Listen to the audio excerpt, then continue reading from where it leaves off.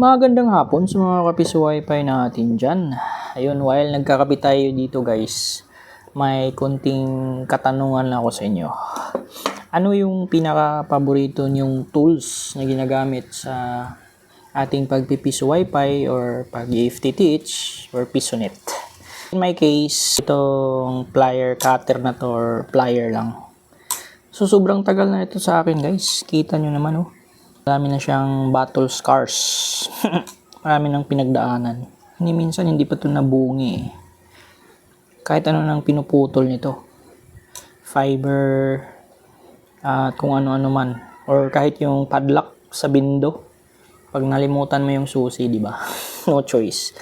So yung iba pinupukpuk. So ako, yan, ginagamitan ko lang ito. Yan, kaya naisipan kong itanong to kasi kanina hinahanap ko to, may gagawin sana ako sa aking solar panel setup.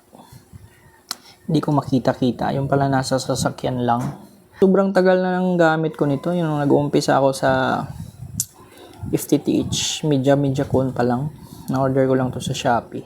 Kala ko hindi magtatagal to kasi hindi siya branded. Pero okay pala. Mas matibay pa nga to sa mga Inco.